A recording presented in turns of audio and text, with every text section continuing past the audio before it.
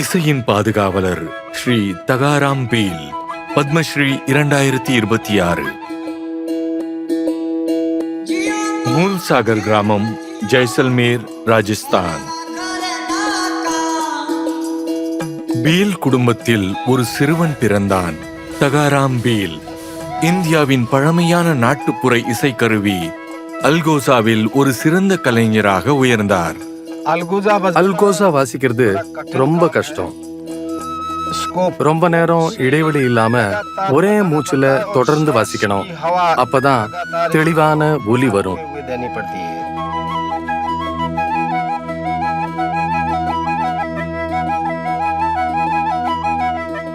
தகாராம் எளிய பின்னணியில் பிறந்தார்.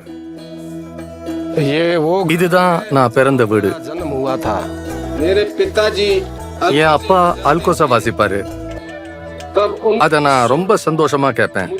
ஆடுகளை மேய்ச்சிக்கிட்டு இருந்த காலத்திலேயே நான் அல்கோசா கத்துக்க ஆரம்பிச்சேன். தினமும் பல மணி நேரம் முயற்சி செஞ்சதால என் திறமைய சிறப்பா வளர்க்க முடிஞ்சது. வாழ்க்கை கடினமாக இருந்த போதும் தகாராம் தைரியத்தை இழக்கவில்லை. அல்கோசாவை முழு ஈடுபாட்டுடன் இரவு பகல் பாராமல் பயிற்சி செய்து தனது திறமையை வளர்த்து கொண்டார். அவருக்கு 20 வயது இருக்கும்போது பிழைப்புக்காக கற்களை உடைக்க துவங்கினார். அப்போது ஒரு இசை நிகழ்ச்சியில் அவருக்கு வாசிக்க வாய்ப்பு கிடைத்தது. மெல்ல மெல்ல பல பகுதிகளில் வசிக்கும் மக்கள் அவரது அல்கோசாவின் இனிமையான இசையை கேட்க வரத் தொடங்கினர். வட அமெரிக்கா, ஐரோப்பா மற்றும் ஜப்பான் ஆகிய இடங்களில் இசை நிகழ்ச்சிகளை வழங்கினார். இதன் மூலம் இந்தியாவின் தொன்மையான நாட்டுப்புற இசைக்கு உலக அளவில் பெருமை கிடைத்தது.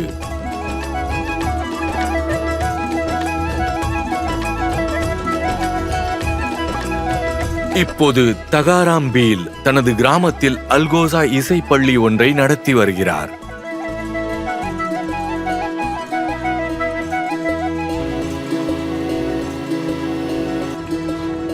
தனது திறமையான கைகளால் அவர் அல்கோசா இசைக்கருவியையும் தானே உருவாக்குகிறார். இவ்வாறு தகாராம் பீல் இந்தியாவின் தொன்மையான இசை பாரம்பரியத்தை இன்று வரை பாதுகாத்து வருகிறார்.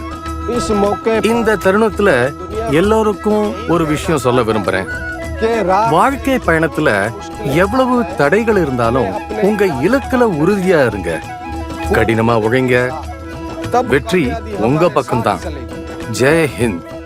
ஸ்ரீ தகாராம் பீல், பத்மஸ்ரீ 2026.